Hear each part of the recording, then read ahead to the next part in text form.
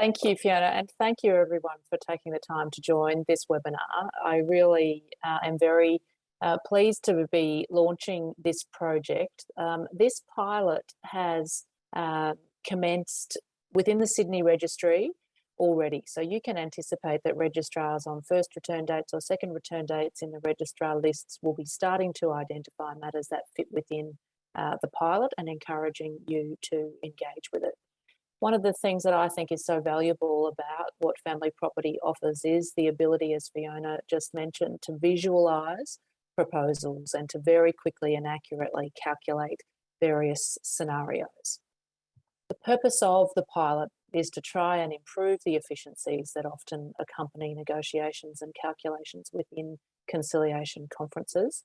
These will be matters where the parties have sought financial relief only. They're not matters where there might also be parenting considerations, and they're matters that have to be filed within the Sydney Registry. So if you've got a financial only matter, your matter is filed within Sydney and the parties agree to use FamilyProperty, you will form part of the pilot. If you are already a user of FamilyProperty, then those questions should be directed to the FamilyProperty team in terms of how you can avail yourself of what you've already used the platform for. And if you are a new user only for the purposes of this pilot, then you'll have some easy introduction to FamilyProperty that way. You will have seen that there is some language that's used within FamilyProperty that is also used within the courts and mean entirely different things. When you are in the FamilyProperty platform, questionnaire refers to the way that FamilyProperty gathers its information. It is not the financial questionnaire that you might have previously filed with the commencement of proceedings. Where FamilyProperty talks about a balance sheet, it is not a court form, it's not a court balance sheet, it is the balance sheet, the schedule of assets and liabilities that's used for FamilyProperty. What the pilot will allow you to do is to comply, as Therese said, with all of the orders that a registrar would make at the time that the Conciliation Conference is ordered, but using the FamilyProperty platform to do that. It's the platform which you can upload all of the material that you or your client has been directed to disclose in anticipation of the conference. You can upload your costs notice there as well. You will be able to use the platform, as you saw Tim just demonstrate so beautifully then, to generate your proposed minute of order, and you will use the platform to also complete the confidential case outline document. So everything that you would be required to do in accordance with the Judicial Registrar's orders, you will do through the FamilyProperty platform. As you've seen, the Registrar will also gather and access that information through the platform.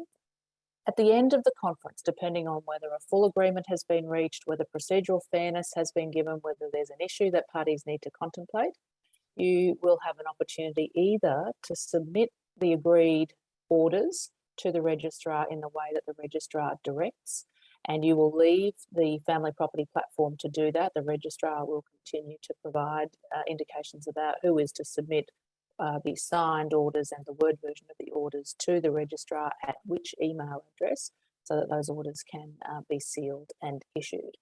If parties haven't quite come to an agreement, then the information that's been generated during the course of the conference will remain available to the parties in order to generate and submit consent orders. But everything that is produced for the purposes of this conciliation conference is produced on a confidential basis and for the purpose of the conference only. So if there is information that parties submit through the FamilyProperty questionnaire that is not reflected in their sworn court documents, and if the matter doesn't resolve at the conference, then parties may be required to file updating court material. Information is produced for the purposes of a confidential conciliation conference only, and it doesn't otherwise make its way to the court file or into any admissible form. The purpose of this pilot is to allow parties to use this platform to negotiate and to see the modelled effect of any proposals. All parties must agree to pay the $99 fee. If parties have already used FamilyProperty previously, they will have, for this matter, they will have incurred that fee, but otherwise, if you're new to the platform, it will need to be paid. When you are sent a Teams link and self-represented parties are sent a Teams link for the first return date before the registrar. You will also be provided with a link to the video that you saw at the very outset of this webinar and an information sheet about family property. Those matters that then come before the judicial registrars in the list on that day, using the Teams link that you would have been provided with, will also be shown the video, and the registrar will have a discussion with everyone who's in the list that day and with matters on a particular one-on-one basis. If parties do not agree to pay the $99 fee, then they will not form part of this pilot. It requires the consent of both parties to pay the fee and also to engage meaningfully. If parties agree to use the platform and then do not follow through with that information and don't otherwise comply with their obligations to prepare for the conference, either by making disclosure or preparing a minute of order or by submitting a confidential case outline, then you can anticipate that the registrar who's convening the Conciliation Conference will deal with that in the manner in which you might expect, including potentially by the making of costs orders for non-compliance and wasted events. So there is a real intention by the court to give as much information to everyone as we possibly can to encourage uptake in the pilot and then for the registrars to really assist the parties using the platform in these conferences moving forward within the Sydney Registry. All conferences will continue to take place online. They will be conducted via Teams. So again, you'll be provided with the relevant links for that. Once the court has made the order for the parties to participate in the Conciliation Conference, the orders that are published on their Commonwealth Courts portal will include a link to the pilot website. At that website, the legal representatives and the parties will be able to register. What we might do is just move into that landing page so we can have a look at what that looks like. Yeah, so I'm going to just quickly share my screen and take you through that landing page so that you can get a good understanding of the kind of information that you'll find there and how to get started with the pilot from there. So I'm just going to share my screen now. Can you just indicate if you can see my screen there okay? Yeah, fantastic. So this is the landing page, and as you'll find here, we've tried to keep it really simple in terms of information. That video that you've just seen play in the introduction, you'll still find on this page here if you want to watch it again. But pretty much if you want to get started, we've got these big get started buttons throughout this landing page.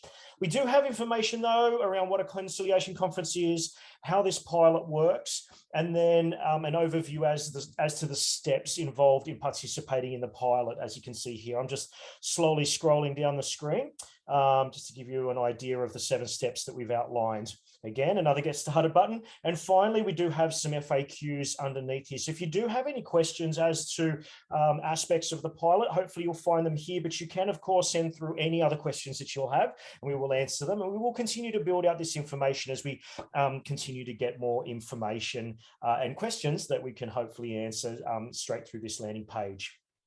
But when you are ready to get started, you can click any of the buttons. And as you can see here, there are a few options, a few ways in. The first one is I am a lawyer. So if that is you and you are using the pilot in that capacity, that's the option that you'll click on. Self-represented parties can also use this platform as well. And that is the option that you would click there. And if you are a subscriber of Family Property, you can use your Family Property subscription to send through exactly the same information through your existing Family Property experience. So let's click on I am a lawyer, and that will then take you through to the landing page. Excellent. Thank you, Tim. So this is the sign up page where it's very simple. I mean, it's an email address, a password. If you're a legal representative, your name and the client's name. This sign up screen will log you into your pilot account where you will enter some really important information, including the court proceedings number, the registrar who listed the conference, and the conference date. Once we've done that, you will have an option, if you have a FCFCOA balance sheet, to import that data into the system.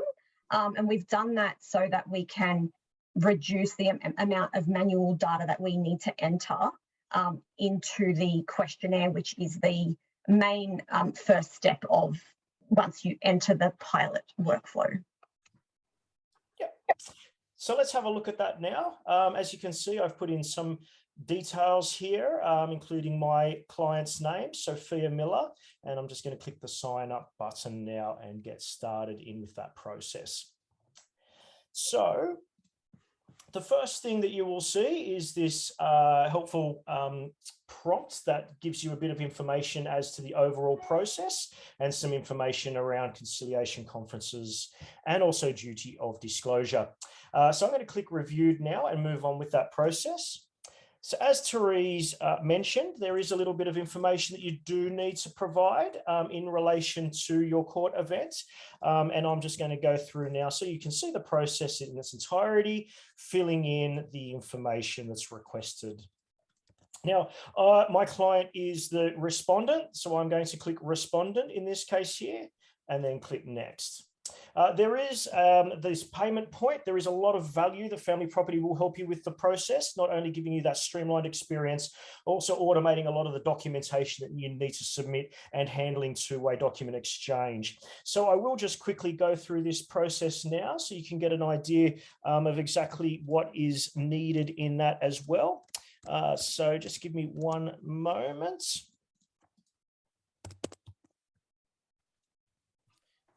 Okay.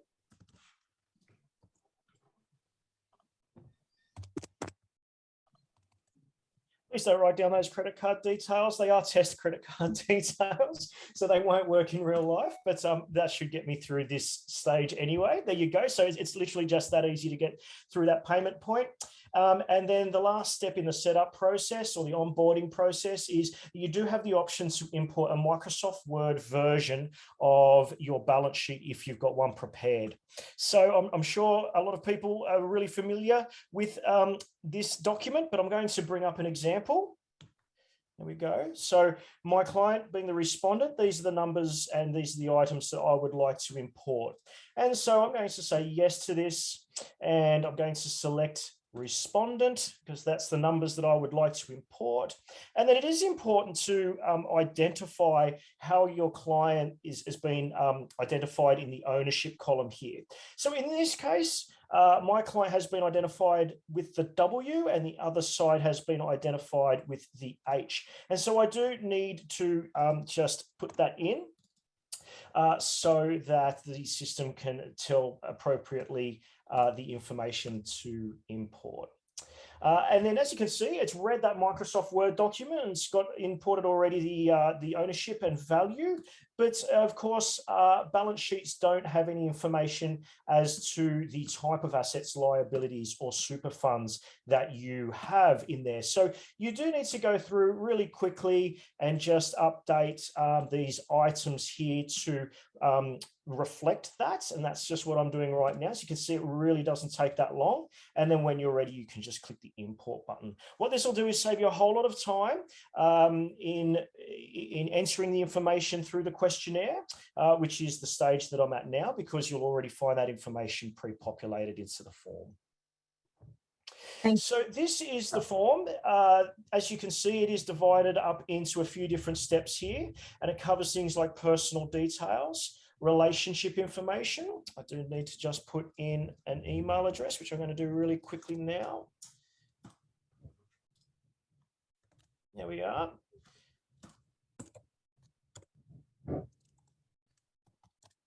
There we are, just some required information. Everything else, of course, is optional so that you can put in as much or as little information as you may need.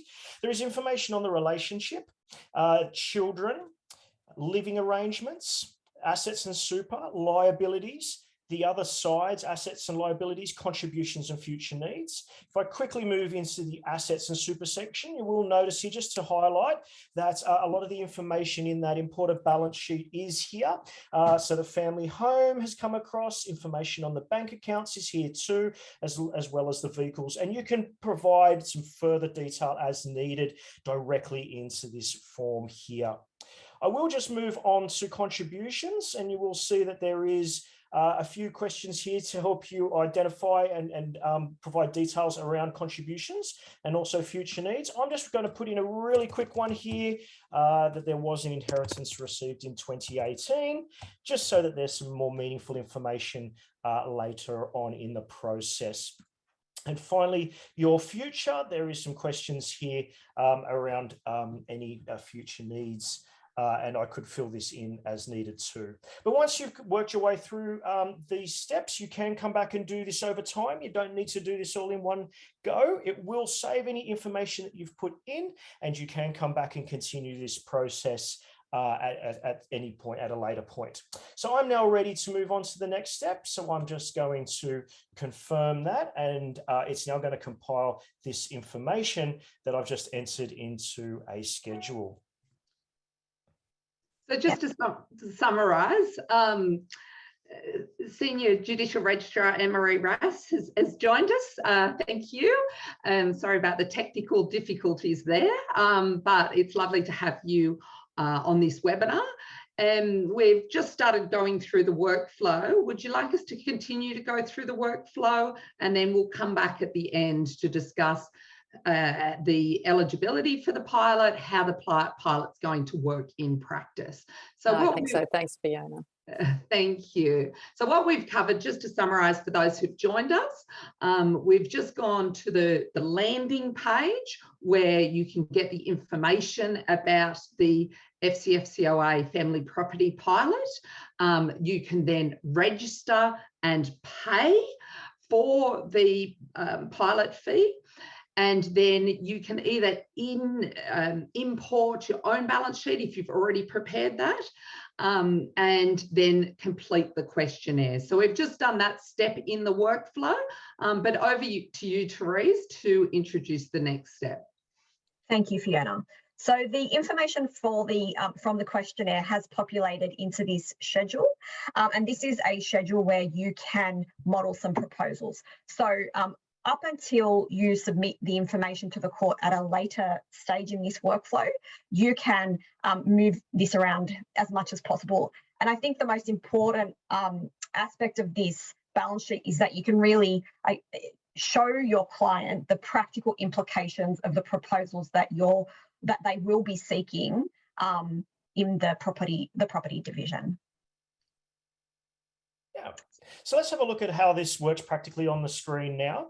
As you can see, my schedule here has been populated with all the assets and liabilities, superannuation funds that I have entered through the questionnaire. Of course, it has come through from my Word balance sheet, which is really helpful. There is also space down the bottom here to enter in any additional financial resources or disposed assets. In order to do that, you'll find some handy add buttons on the right-hand side. And if you click them, a form will appear on the right-hand side, allowing you to enter the details. This is the same process, whether it's a financial resource, superannuation fund, or liability, or an asset that you would like to add through this balance sheet. Just click the add button and select what you would like to add, if there is anything that's missing, of course. But how this works is you can confirm the identity, ownership and value of the items in the balance sheet. Clicking on any existing item will give you the form on the right-hand side where you can make changes to any of those details as needed, adjusting any, for instance, the ownership or the proposed value. When you are ready, though, once you have got your identity, ownership and value confirmed on the screen, you can then use this schedule to put together a proposal. And how you do that is you move to the right-hand side of this screen here, and I can see two columns. So Sophia is my client, Alexander is the other side. And each item here, it's asking me if I would like to propose something. And so all I'm going to do now is just go through and click on each of these items, just clicking with my mouse so that these boxes appear. We call them sliders. And the reason for that is in order to start together, put together a proposal, what you do is you grab a box with your mouse. All I'm doing is I'm just moving this slowly left and right to visually model out what you would like to do with each item. So for instance, if I move it all the way to the left-hand side and put it into my clients column, because the family home in this case is in joint names, we are putting together the proposal that we would like to transfer the ownership to Sophia. And I can see what the impact of that is in monetary terms in the box here too. If I move this across all the way to the right into Alexander's column, it's now updated that to say transfer to Alexander, and anywhere in the middle is, in this case, because it's an asset, we're saying we would like to sell the family home, and you can see the division in percentage terms and monetary terms in the box. So everything in this schedule here is auto-calculated. You will get complete subtotals, grand totals. You'll even get splits as to the difference in super pools. All of the numbers will be automatically calculated for you. And you don't need to have it at 50-50 either. You could do 70-30s or 60-40s. And if you want to get down to the dollar, you can do that too by entering in the numbers just like you would a normal Excel spreadsheet. So let's put together a proposal on the screen now. The families would like to sell the family home. There's a joint bank account which they would like to divide the contents. Sophia has a Subaru Forester, which she would like to retain. Alexander is to retain his Ford Falcon and also his shares in Telstra. There is a loan to Sophia's brother, which she will retain, and Alexander does have an outstanding tax debt, which he will retain. And in terms of the super, in this case, they would both like to, in this proposal, keep their super.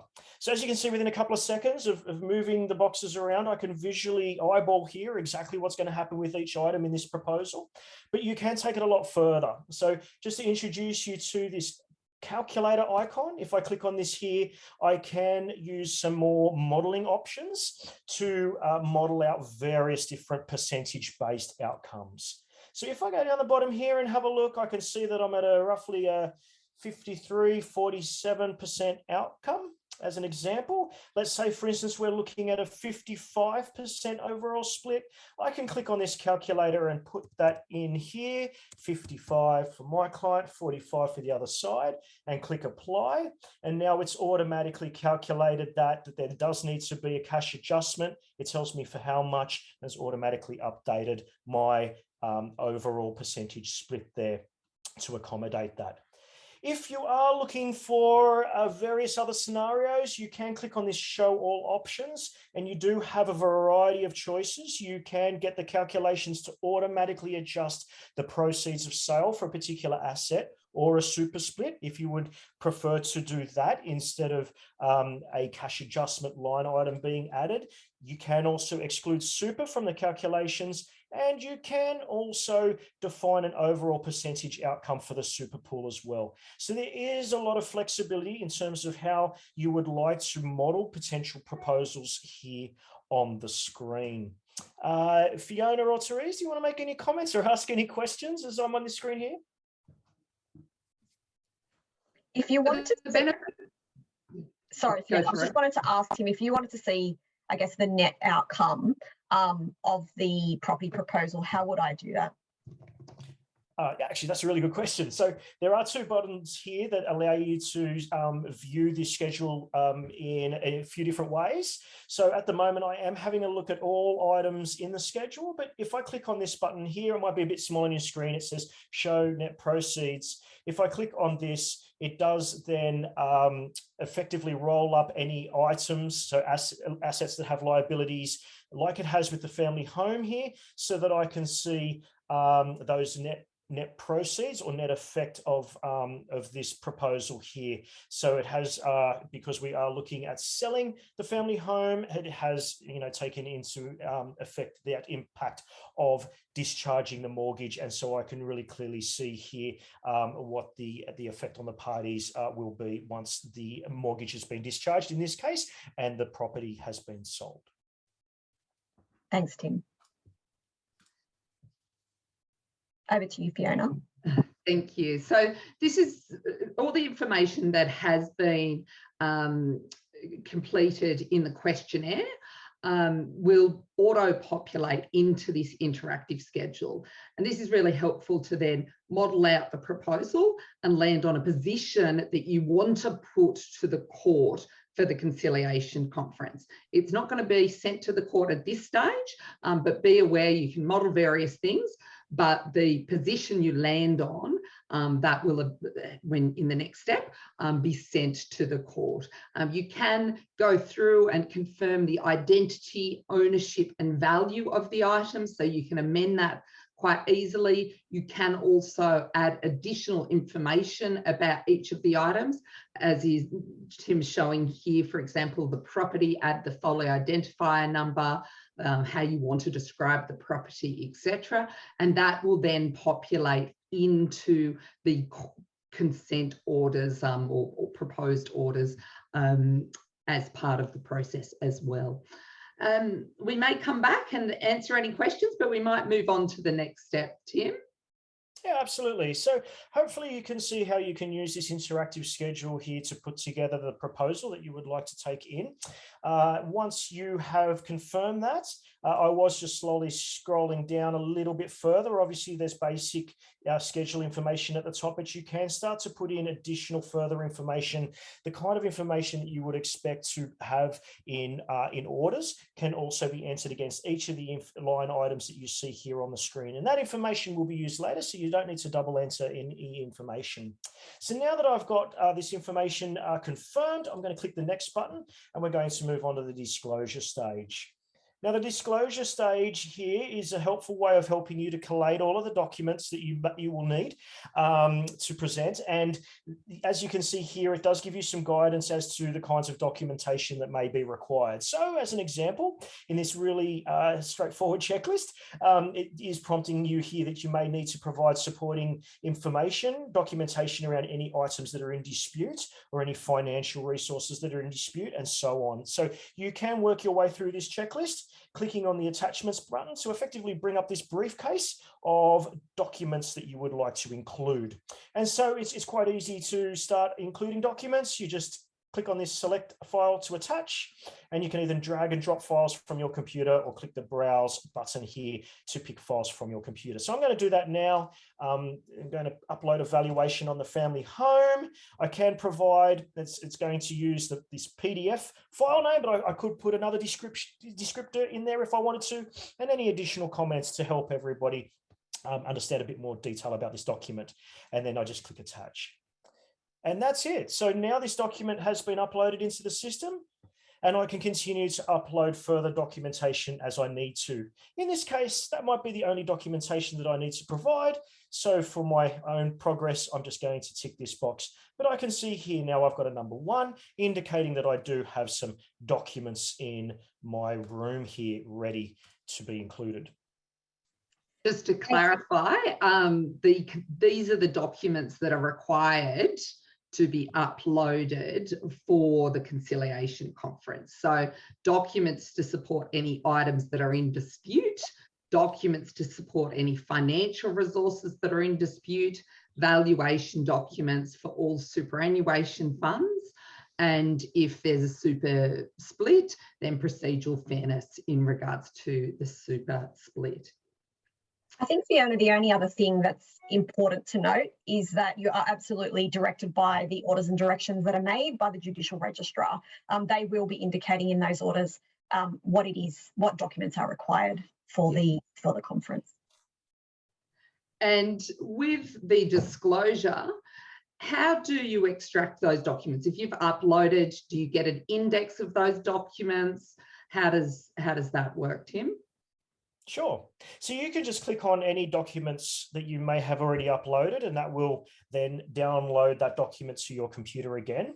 However, if you do head to this actions button up the top right-hand corner here, you can download all of your files that you've uploaded as what you call a zip file, which is a single file that contains lots of files. So you can download the documents in one go as a zip file. You can also download a document index in Microsoft Excel. So if you wish to use that, you can do that as well. I might pull that up. It's not going to look too populated right now. I only have one file, but you can see here that it will automatically start compiling that Excel spreadsheet for you as well. And lastly, if you do want to provide access to these documents in a secure way, maybe to somebody else in your firm, you can get a shareable link to the documents as well if you would like somebody else to access them. Thank you. We might move on to the next step, if that's okay. Sure. So now that I've finished uploading my documents, I can click next.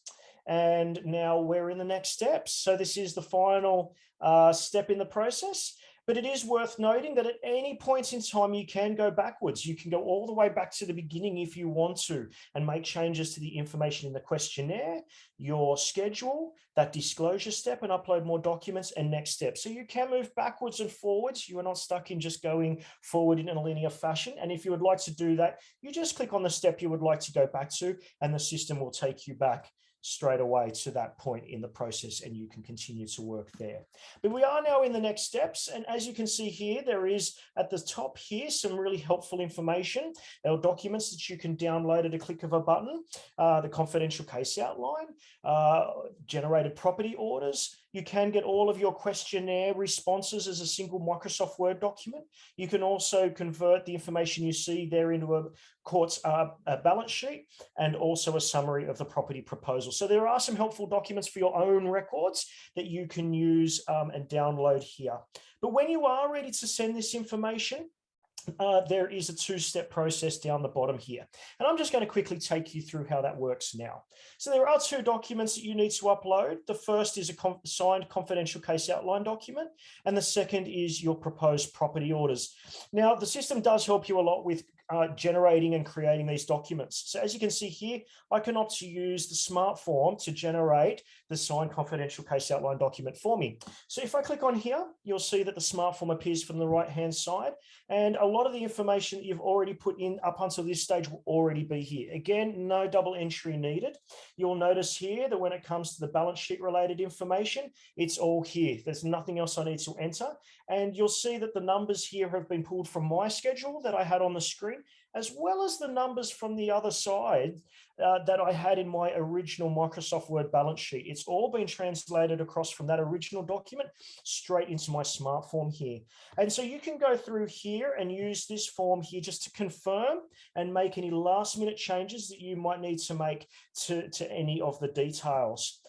If you would like to see how this information would look in the actual form itself, you can click this preview button and it will automatically take this information and convert it into a Microsoft Word version of the document, which I'm just going to bring up right now. So this is just processing a copy of that. There you go. So on behalf of Sophia Miller, and you will notice that you can go through and review all the information. So no entering information twice or three times or getting out the calculator. Everything is translated into this format as well.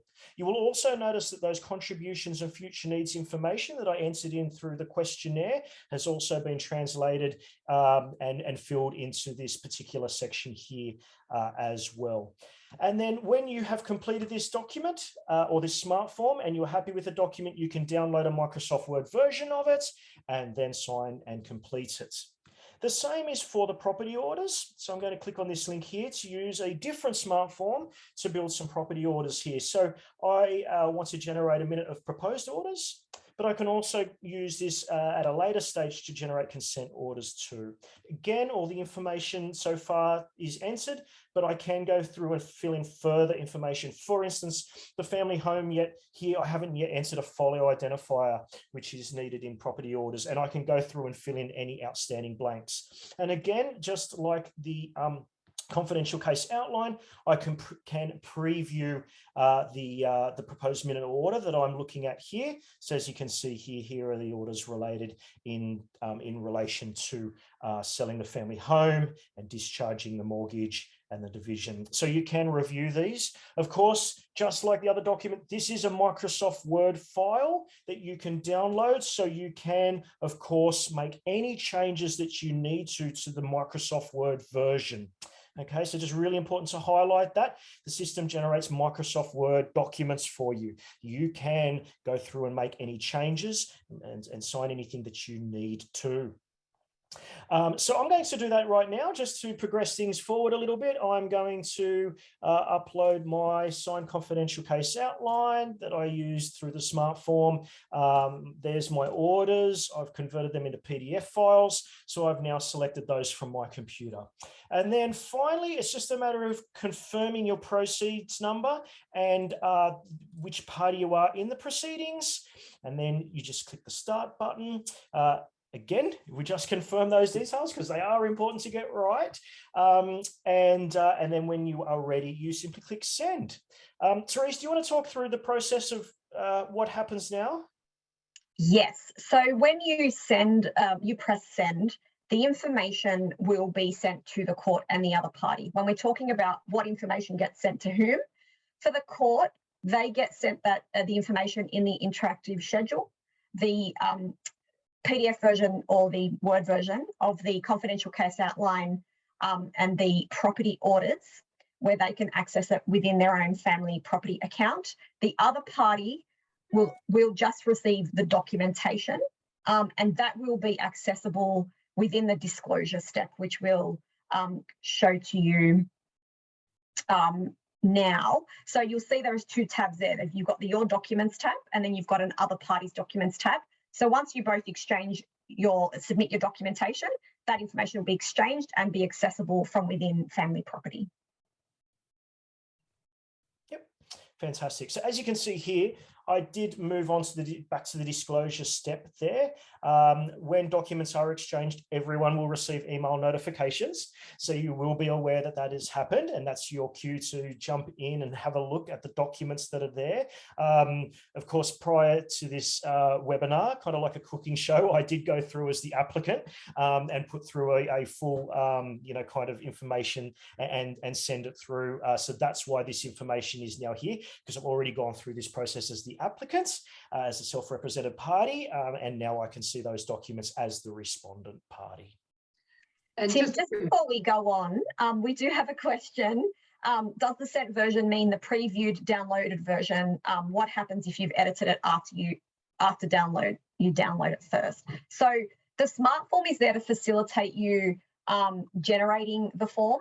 So what's really important to remember is, especially with the numbers, you should be changing them within the smart form, because when you change them within the smart form, everything's calculating for you.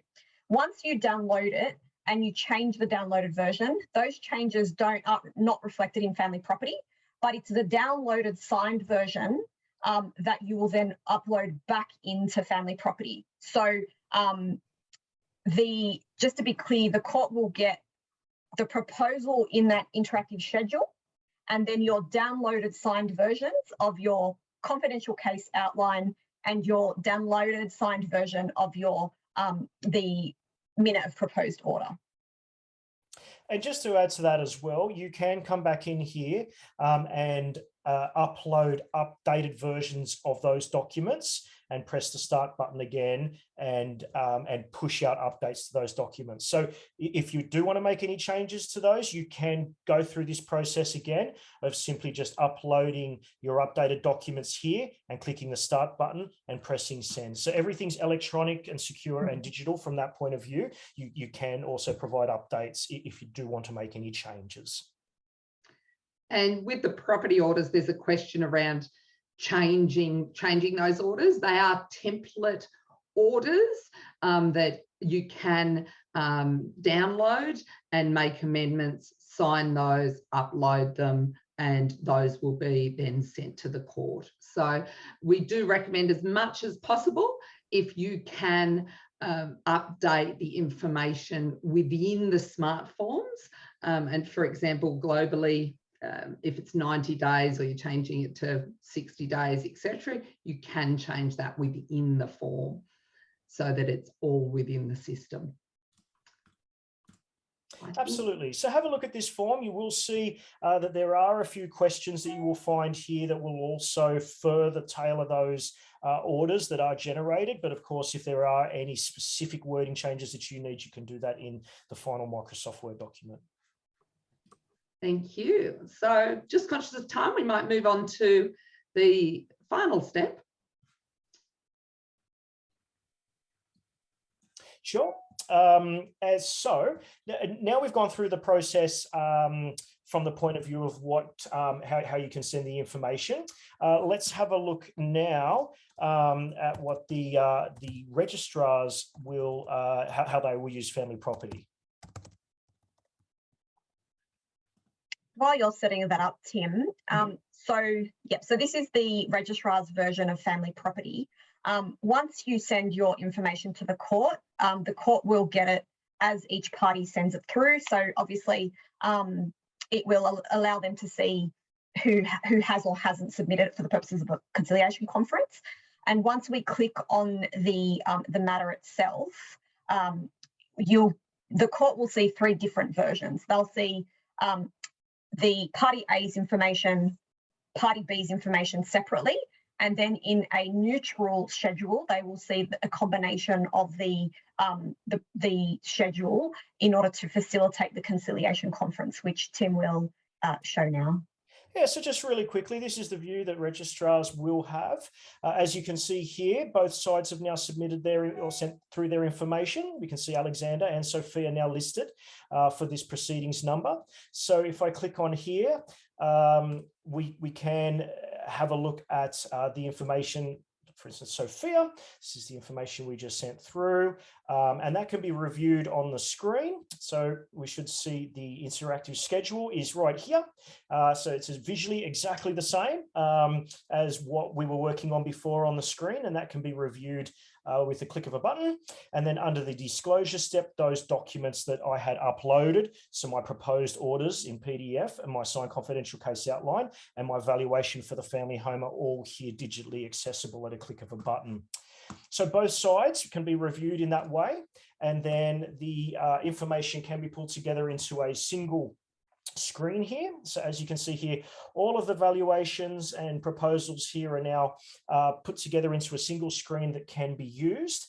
And it's very intuitive from the point of view that it does help with color coding and prompting, so that you can very clearly and easily see here on the screen the points that are in dispute and the points that are in agreement. So for instance, we do have a little bit of a disagreement here as to the value of the family home.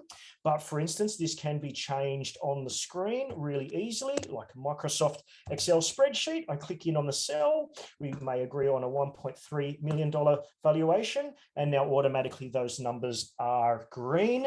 An agreement has been reached there, and we might, for simplicity's sake, both parties agree to selling the family home. Now, this was really easy. There was only one item in our schedules there that were in dispute, which was the value of the family home.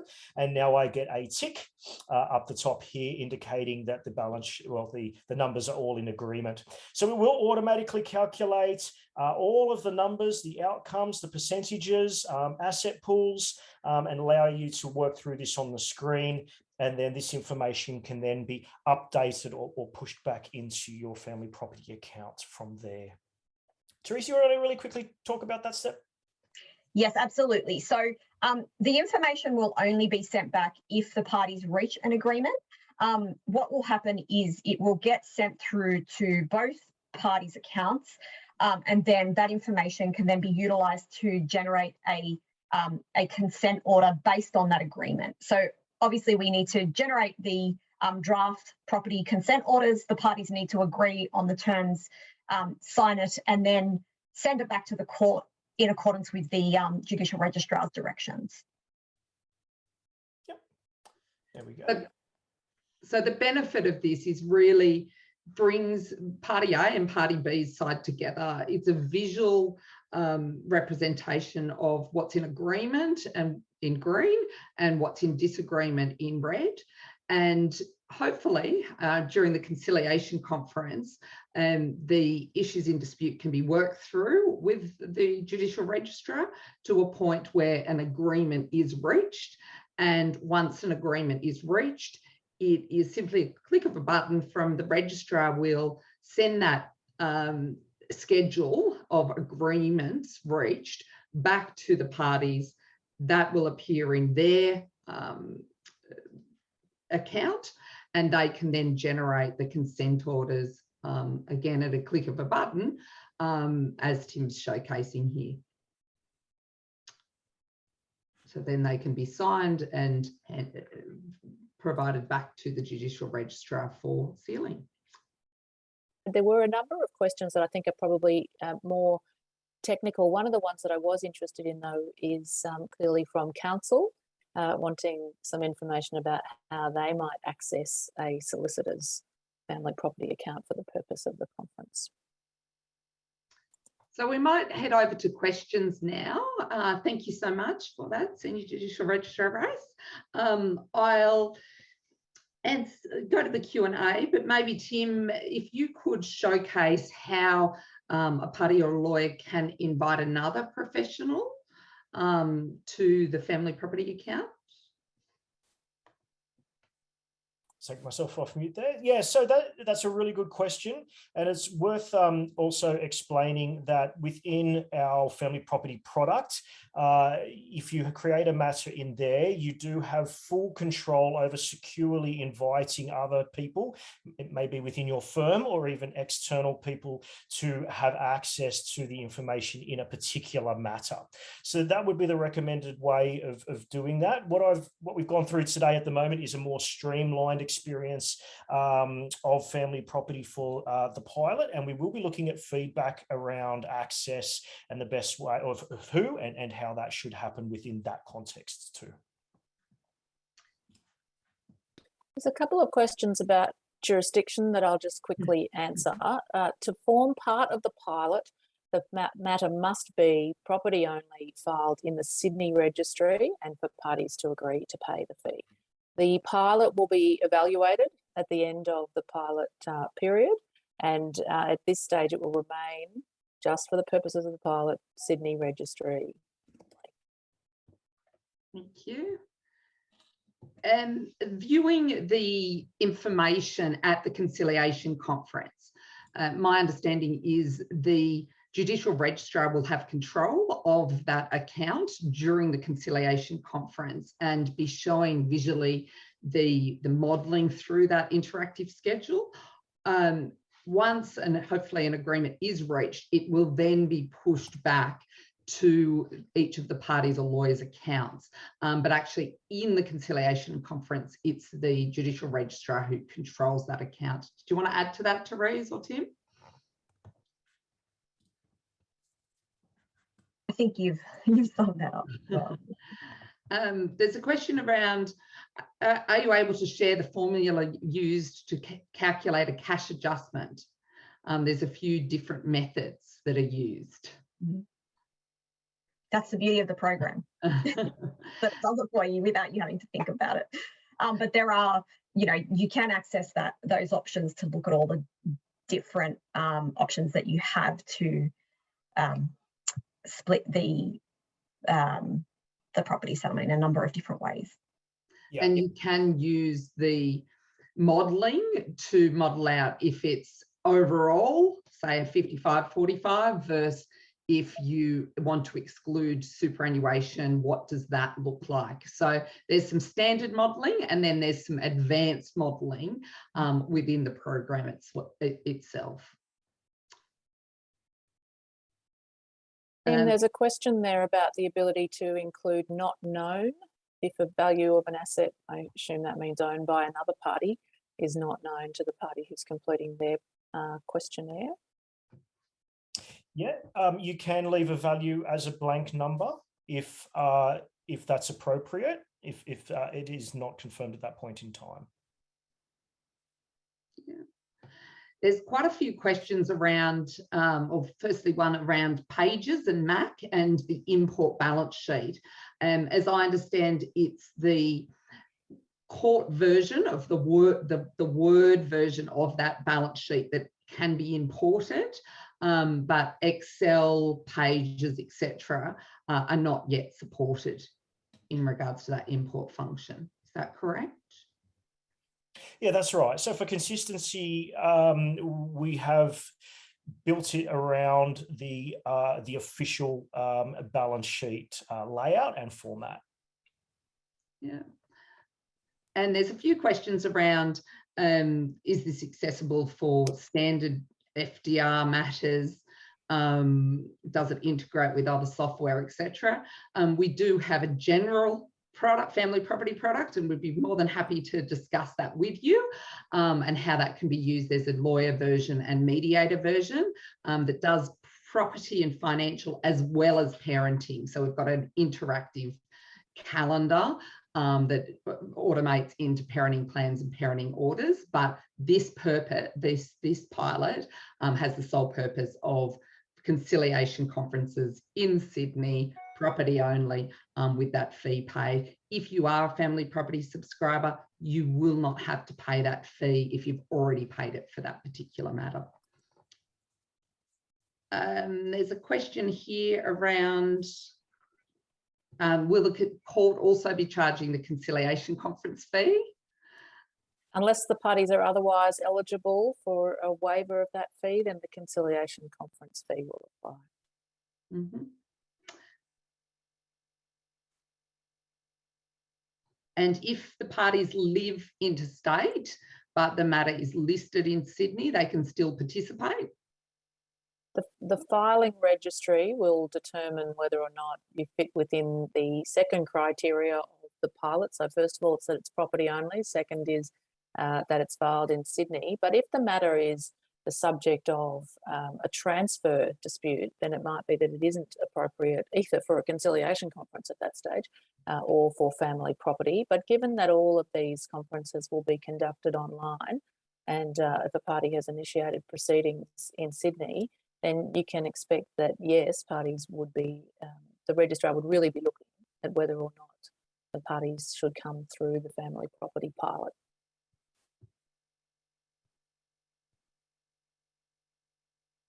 Okay, and this, how long does the pilot go for? The pilot's running for a 6-month period, and it'll run, as I've said, in Sydney only, at which point the court will be evaluating all of the very many things we hope to learn as a consequence of the pilot.